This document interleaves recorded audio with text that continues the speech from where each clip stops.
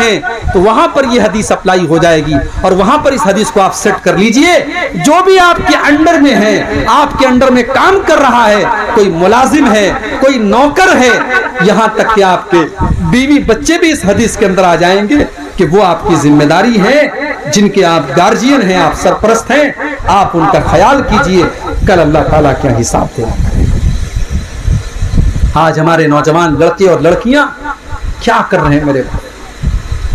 مجھے سب خبر ہے، سارے حالات پر میری نظر ہے، جلسہ ہو رہا ہے، تقریر یہاں ہو رہی ہے، نوجوانوں کی بڑی تعداد عورتوں کے پنڈال کے پاس کیوں کھڑی ہے بھائی؟ کیوں کھڑی؟ دکانیں لگی ہوئی ہیں، جوان لڑکیاں وہاں پہ خریداری کر رہی ہیں، اور لڑکے ان کے آس پاس میں مڈلا رہے۔ کیوں مڈلا رہے؟ ہم سب سمجھتے ہیں میرے پیارے ساتھی، اور آپ کو اپنے لڑکے اور لڑکیوں پر نظر رکھنی چاہیے۔ قیامت کے دن پوچھا جائے گا آپ سے کہ آپ کو اتنی لمبی داڑھی تھی، ماتھے پر سجدے کا نشان تھا، راتوں کو تہجد پڑھتے تھے آپ، اور آپ کی جوان بیٹی رات کو 2 بجے موبائل پر کسی سے بات کر رہی تھی، آپ کیا کر رہے تھے؟ ماں سے پوچھا جائے گا، تو پردے میں نکلتی تھی، تو چہرہ ڈھانپ کر کے نکلتی تھی، تیری 19 سال کی 18 سال کی لڑکی میک اپ کر کے سج کر کے سور کر کے بے پردہ نکلا کرتی تھی، تو 50 سال کی بڑھیا ہے، تو 60 سال کی بڑھیا ہے، تو اگر بغیر پردے کے بھی نکلے گی تو کوئی بہت بڑا مسئلہ نہیں ہے، لیکن 18 سال کی 20 سال کی تیری جوان بیٹی بغیر پردے کے نکل رہی تھی۔ میری پیاری ماں بہنوں، کل قیامت کے دن آپ سے پوچھا جائے گا، آپ کی بیٹی کے بارے میں آپ سے پوچھا جائے گا، آپ کی بہن کے بارے میں آپ سے پوچھا جائے گا، آپ کی اولاد کے بارے میں آپ سے پوچھا جائے گا۔ اللہ قرآن میں کہتا ہے، یا ایھا الذین آمنوا قوا انفسکم واہلیکم نارا، اے ایمان والو اپنے آپ کو اور اپنے گھر والوں کو جہنم کی آگ سے بچاؤ۔ میرے نبی نے اپنے آخری ٹائم میں وصیت کی کہ اپنے ماتحتوں کا خیال رکھو، جو تمہارے ماتحت ہیں، تمہارے بیوی ہیں، تمہارے بچے ہیں، تمہارے نوکر چاکر ہیں، تم ان کا خیال کرو، وہ تمہارے گردن پر اللہ تعالیٰ کی بہت بڑی ذمہ داری ہے، اللہ تعالیٰ کی طرف سے، تم ان کا خیال کرو، قیامت کے دن تم کو ان کا حساب دینا پڑے گا۔ سوموار کا دن آیا، اللہ کے نبی کی زندگی کا آخری دن ہے، فجر کی نماز کا ٹائم ہے، حضرت ابو بکر صدیق نماز پڑھا رہے ہیں، صحابہ پیچھے نماز پڑھ رہے ہیں۔ اللہ کے نبی کی طبیعت کچھ بہتر محسوس ہوئی، آپ اپنے بستر سے اٹھے، آپ نے اپنے کمرے کا پردہ ہٹایا، سامنے صحابہ نماز پڑھ رہے ہیں اور ابو بکر صدیق نماز پڑھا رہے ہیں۔ اللہ کے نبی نے یہ منظر دیکھا، آپ کے چہرے پر مسکراہٹ آ گئی، آپ مسکرانے لگے، میرا مشن کامیاب ہے، میرے صحابہ میرے مشن پر چل رہے ہیں، میرے صحابہ میرا کام کر رہے ہیں، میں دنیا سے جا رہا ہوں، میرے صحابہ نماز پڑھ رہے ہیں، ابو بکر نماز پڑھا رہے ہیں، صحابہ نماز پڑھ رہے ہیں۔ اللہ کے پیارے نبی اپنے حجرے کے دروازے پر کھڑے ہیں اور آپ کے چہرے پر مسکراہٹ ہے، آپ ہنس رہے ہیں، مسکرا رہے ہیں۔ صحابہ نے نماز کی حالت میں محسوس کر لیا، اللہ، محبت اس کو کہتے ہیں، محبت اس کو کہتے ہیں میرے بھائی۔ صحابہ نماز پڑھ رہے ہیں مگر نماز کی حالت میں صحابہ نے محسوس کر لیا کہ اللہ کے نبی اپنے دروازے پر کھڑے ہیں اور مسکرا رہے ہیں۔ صحابہ کہتے ہیں ہمیں اتنی خوشی ہوئی، اتنی خوشی ہوئی، اتنی خوشی ہوئی، ہمیں ڈر لگا کہ کہیں ہماری نماز نہ خراب ہو جائے، کہیں ہماری نماز ٹوٹ نہ جائے، کہیں ہم نمازوں کو چھوڑ نہ دیں۔ ابو بکر صدیق کو بھی احساس ہو گیا کہ اللہ کے نبی اپنے دروازے پر کھڑے ہیں۔ ابو بکر صدیق پیچھے ہٹنے لگے، اللہ کے پیارے نبی نے اشارہ کیا کہ اے ابو بکر تم نماز کو جاری رکھو، تم ہی نماز پڑھاؤ، تم پیچھے مت ہٹو۔ ابو بکر صدیق نے فجر کی نماز پڑھائی، نبی نے پردہ ہٹا دیا، پردہ واپس سے گرا دیا، اور جب نبی نے پردہ گرا دیا، صحابہ کہتے ہیں یہ آخری نظر تھی جو اللہ کے نبی نے اپنے صحابہ کے اوپر ڈالی تھی، یہ آخری دیدار تھا جو اللہ کے نبی نے اپنے صحابہ کو۔ جیسے جیسے چاشت کا وقت قریب ہو رہا ہے، جیسے جیسے سورج ڈھل رہا ہے، اللہ کے نبی کی کمزوری بڑھ رہی ہے، تکلیف بڑھ رہی ہے۔ آپ کی بیٹی فاطمہ سے اپنے باپ کو دیکھنے آتی ہیں، اپنے باپ کو تکلیف میں دیکھتی ہیں، بڑے درد کے ساتھ حضرت فاطمہ کہتی ہیں واہ کر بابا، واہ کر بابا، ہائے میرے ابا کی تکلیف، ہائے میرے ابا کی تکلیف۔ اللہ کے نبی کہتے ہیں اے فاطمہ لیس علی ابیک کرب بعد اليوم، اے فاطمہ آج کے بعد تیرے باپ کے اوپر کوئی تکلیف آنے والی نہیں ہے، آج کی تکلیف تیرے باپ کی آخری تکلیف ہے، آج کے بعد تیرے باپ کے اوپر کوئی تکلیف نہیں آنے والی۔ حضرت فاطمہ کہتی ہیں اللہ کے نبی نے مجھ سے کان میں ایک بات کہی، میں ہنسنے لگی، میں رونے لگی، پھر آپ نے میرے کان میں کچھ کہا، میں ہنسنے لگی۔ اما عائشہ نے پوچھا کہ اے فاطمہ تیرے کان میں کیا کہا تھا؟ اللہ کے نبی نے ایسا کہ پہلے تو رونے لگی پھر ہنسنے لگی۔ حضرت فاطمہ نے کہا میں نہیں بتا سکتی، یہ میرے باپ کا راز ہے۔ جب اللہ کے نبی کا انتقال ہو گیا اور آپ دنیا سے چلے گئے تو حضرت عائشہ نے پوچھا کہ بیٹی اب تو اللہ کے نبی کا انتقال ہو چکا ہے، اب تو بتا دے تیرے کان میں اللہ کے نبی نے کیا کہا تھا؟ حضرت فاطمہ نے کہا اے امی جان اللہ کے نبی نے میرے کان میں یہ کہا تھا کہ اے فاطمہ جبریل امین ہر سال میرے پاس رمضان میں آتے ہیں اور مجھے ایک مرتبہ پورے قرآن کا دور کراتے ہیں، لیکن اس سال جب رمضان کا مہینہ آیا تو جبریل 2 مرتبہ میرے پاس آئے اور 2 مرتبہ انہوں نے قرآن کا دور کرایا۔ اے فاطمہ مجھے ایسا لگ رہا ہے کہ میری موت کا ٹائم آ چکا ہے، میرا آخری ٹائم آ چکا ہے۔ یہ سن کر کے میں رونے لگی۔ پھر میرے باپ نے میرے کان میں کہا کہ اے فاطمہ میرے گھر والوں میں، میرے اہل بیت میں سب سے پہلے مجھ سے ملاقات تم ہی کرو گی، اور اے فاطمہ کیا تم اس پر خوش نہیں ہو کہ تمام جنتی عورتوں کی سردار تم کو بنا دیا جائے؟ جب یہ سنا تو میں ہنسنے لگی، میں خوش ہو گئی۔ میرے پیارے ساتھیوں جیسے جیسے چاشت کا ٹائم قریب آ رہا ہے اللہ کے نبی کی کمزوری بڑھتی چلی جا رہی ہے۔ حضرت عائشہ کہتی ہیں کہ اللہ تعالیٰ کی یہ توفیق بھی تھی کہ آخری ٹائم میں میرا لعاب دہن اللہ کے نبی کے لعاب دہن کے ساتھ مل گیا، میرا تھوک اللہ کے نبی کے تھوک کے ساتھ مل گیا۔ اما عائشہ فرماتی ہیں جب اللہ کے نبی کی وفات کا دن تھا، سوموار کا دن تھا، آخری دن تھا، میرے بھائی عبد الرحمن آتے ہیں، وہ مسواک کر رہے تھے، وہ مسواک کر رہے تھے۔ اللہ کے نبی نے مسواک کو دیکھا، آپ نے ارادہ ظاہر کیا کہ عائشہ میں بھی مسواک کرنا چاہتا ہوں۔ اما عائشہ فرماتی ہیں میں نے اپنے بھائی سے مسواک کو لیا اور اپنے دانتوں سے میں نے مسواک کو نرم کیا، اپنے دانتوں سے میں نے مسواک کو نرم کیا اور پھر میں نے وہ مسواک اللہ کے نبی کے ہاتھ میں دے دی، اور اللہ کے نبی نے اتنے اچھے طریقے سے مسواک کی جیسے صحت اور تندرستی کی حالت میں آپ کیا کرتے تھے، اسی طریقے سے آپ نے مسواک کی۔ اس سے علماء نے ایک مسئلہ نکالا ہے کہ اگر انسان کو یہ احساس ہو کہ میرا آخری ٹائم ہے تو آخری ٹائم مسواک کرنا چاہیے تاکہ اللہ کے پاس صاف منہ لے کر کے انسان جائے۔ آخری ٹائم میں مسواک کرنا بھی اللہ کے نبی کی ایک سنت ہے۔ مسواک کیا آپ نے۔ اما عائشہ فرماتی ہیں کہ میرا لعاب دہن اللہ کے نبی کے لعاب دہن کے ساتھ مل گیا، اور جب اللہ کے نبی دنیا سے گئے تو میری گود میں سر رکھے ہوئے تھے، میرے پہلو پر آپ سر رکھے ہوئے تھے، میری گود میں آپ لیٹے ہوئے تھے، اور اسی حالت میں اللہ کے نبی کا انتقال ہوا تھا۔ تھوڑی دیر کے بعد حضرت عائشہ کہتی ہیں اللہ کے پیارے نبی بے چین ہو گئے، آپ کے بغل میں ایک پیالے میں پانی رکھا ہوا، آپ بار بار اس پیالے میں ہاتھ ڈالتے اور اپنے چہرے پر آپ پانی ڈالتے اور کہتے لا الہ الا اللہ ان للموت سکرات، اللہ کے سوا کوئی معبود نہیں ہے، بے شک موت کی سختیاں ہوتی ہیں، بے شک موت کی سختیاں ہوتی ہیں۔ اما عائشہ فرماتی ہیں کہ پہلے میں موت کی سختی کو پسند نہیں کرتی تھی، پہلے میں موت کی سختی کو برا سمجھتی تھی، لیکن جب میں نے اپنے نبی کے اوپر موت کی سختیوں کو دیکھا میں سمجھ گئی کہ موت کی سختی تو کسی کے اوپر بھی آ سکتی ہے۔ میں اس کے بعد کبھی بھی میں موت کی سختی کو ناپسند نہیں کرتی تھی۔ اللہ کے پیارے نبی نے بھی موت کی سختی کو محسوس کیا۔ میرے پیارے ساتھی اب بار بار اپنے چہرے پر پانی ڈال رہے تھے اور کہہ رہے تھے لا الہ الا اللہ ان للموت سکرات، بے شک موت کی سختیاں ہوتی ہیں۔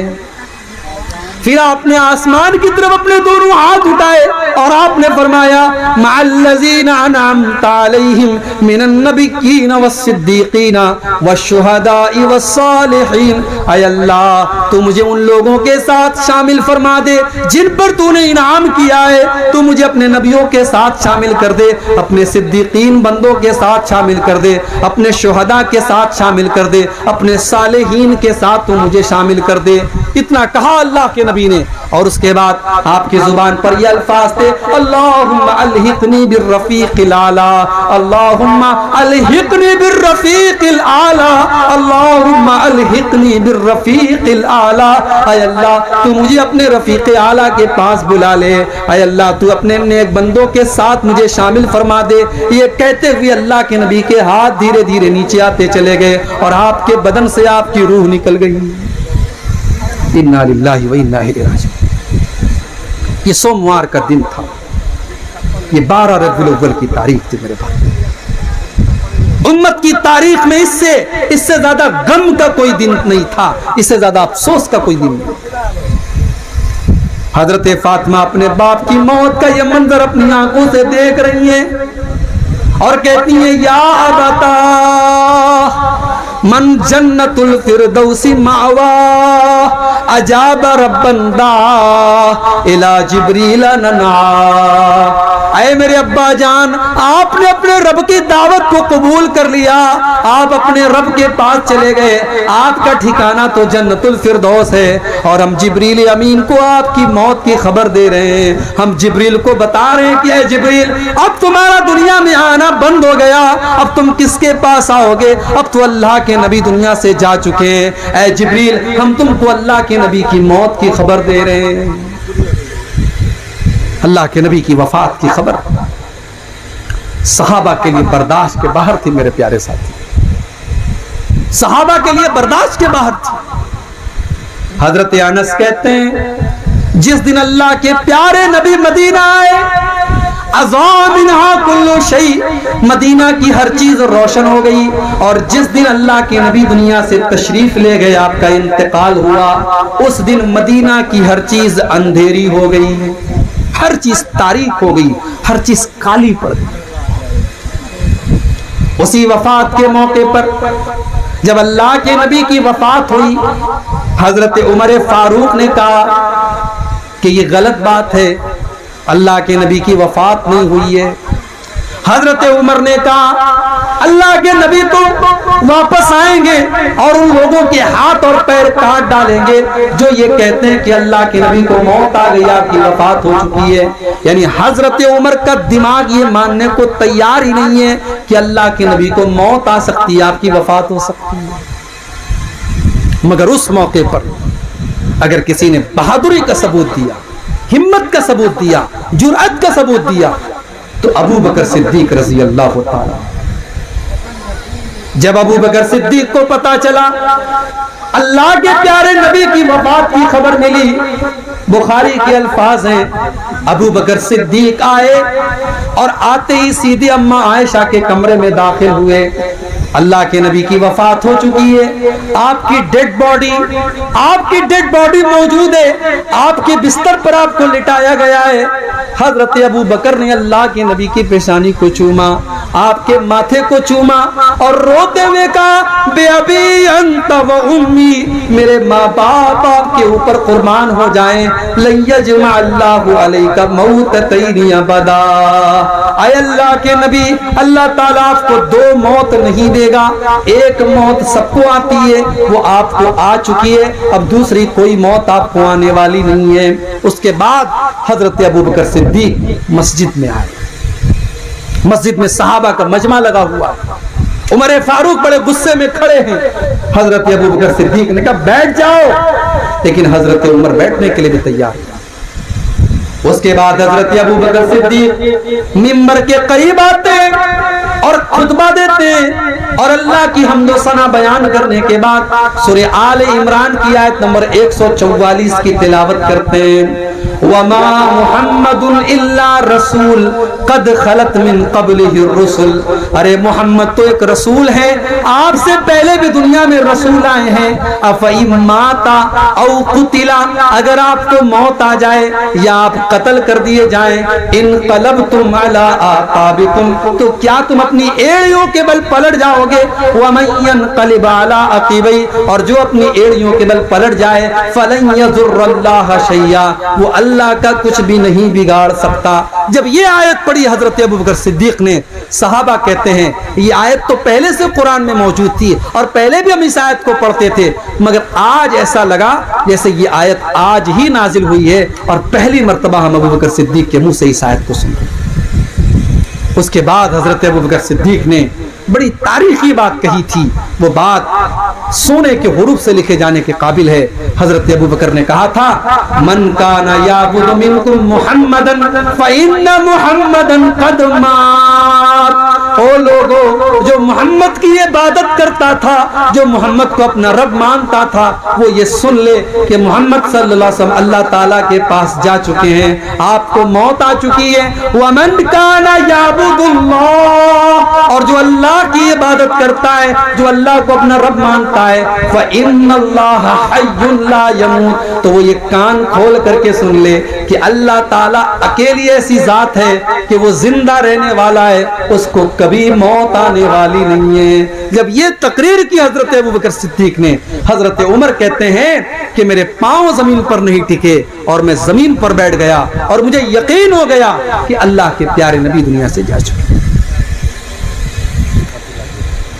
سوموار کے دن آپ کا انتقال اور بدھ کے دن آپ کو دفن کیا گیا۔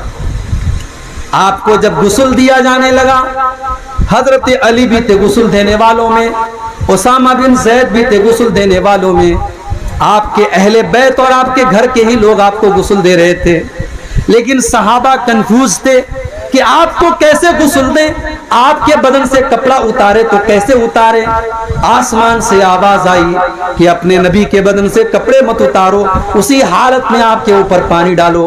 چنانچہ کپڑوں سمیت آپ کو غسل دیا گیا اور 3 سوتی چادروں میں آپ کو کفنایا گیا۔ آپ کی جنازے کی نماز کسی نے جماعت بنا کر کے نہیں پڑھی، کسی نے امام کے پیچھے نہیں پڑھی، ایک ایک کر کے لوگ آتے چلے گئے اور نماز پڑھ کے جاتے چلے گئے۔ پہلے مردوں نے نماز پڑھی، اس کے بعد عورتوں نے نماز پڑھی، اس کے بعد بچوں نے نماز پڑھی۔ آپ کی جنازے کی نماز جماعت کے ساتھ نہیں پڑھی گئی۔ آپ کو دفن کرنے کا جب مسئلہ آیا، اس میں بھی اختلاف ہوا کہ کہاں آپ کو دفن کیا جائے۔ حضرت عائشہ نے اللہ کے نبی کی حدیث پڑھ کے سنا دی کہ نبی کا جہاں انتقال ہوتا ہے نبی کو وہیں دفنایا جاتا ہے۔ چنانچہ اللہ کے نبی کی قبر آپ کے اسی حجرے میں بنائی گئی اور آپ کے حجرے میں آپ کو دفن کیا گیا۔ وہ لوگوں، نبی کی پیدائش کا جشن منانے والوں، نبی کی وفات کا تذکرہ بھی کبھی یاد کر لیا کرو۔ اسی ربیع الاول کے مہینے کی 12 تاریخ کو اللہ کے نبی کی وفات کا یہ دردناک واقعہ بھی پیش آیا۔ میرے پیارے ساتھیوں، نبی کی وفات میں بھی ہمارے لیے عبرت کے بہت سارے پہلو ہیں۔ آج محبت رسول اس لفظ کو ہم نے بدنام کر دیا ہے۔ محبت تو بڑا پاکیزہ لفظ ہے میرے بھائی، محبت کے لفظ کی قدر کرو، نبی سے سچی محبت کرو، اور جس کو نبی سے سچی محبت ہوگی وہ نبی کی سنتوں سے محبت کرے گا، نبی کے طریقے سے محبت کرے گا، وہ دین میں نیا کام نہیں نکالے گا، وہ بدعت نہیں نکالے گا۔ یاد کرو اللہ کے نبی کا وہ خطبہ، بہت مشہور حدیث ہے، آپ نے کئی بار سنی ہوگی۔ ارباز ابن ساریہ کہتے ہیں اللہ کے پیارے نبی نے خطبہ دیا اور ایسا خطبہ دیا کہ آنکھوں سے آنسو بہہ پڑے اور دل غمگین ہو گئے، اور خطبہ دینے کے بعد صحابہ نے اللہ کے نبی سے کہا کہ اے اللہ کے نبی، آپ نے تو آج ایسا خطبہ دیا ہے، ایسا لگ رہا ہے کہ یہ الوداعی خطبہ ہے، یہ آخری خطبہ ہے، اے اللہ کے نبی اس موقع پر آپ کچھ نصیحت کر دیجئے۔ اللہ کے نبی نے فرمایا او لوگو اوصیکم بتقوی اللہ، میں تم کو اللہ تعالیٰ سے ڈرنے کی وصیت کرتا ہوں، ہر حال میں اللہ سے ڈرتے رہنا، والسمع والطاعت، اور اپنے امیر کی اطاعت کرنا، اپنے امیر کی بات ماننا، کوئی حبشی غلام بھی تمہارا امیر بنا دیا جائے، تم اپنے امیر کی اطاعت کرنا۔ وَإِنَّهُ مَن يَعِشْ مِنكُم بَعْدِي فَسَيَرَى اخْتِلَافًا كَثِيرًا، اور جو میرے بعد زندہ رہے گا وہ بہت اختلاف دیکھے گا۔ آج اختلاف موجود ہے میرے پیارے ساتھیوں، کوئی جلوس نکالتا ہے، کوئی نہیں نکالتا ہے، کوئی نعرہ لگاتا ہے، کوئی نہیں لگاتا ہے۔ نبی نے فرمایا تھا میرے بعد بہت اختلاف دیکھو گے، اختلاف ہوگا، لیکن اختلاف کے ٹائم کرنا کیا ہے؟ نبی نے کرنے کا کام بتایا۔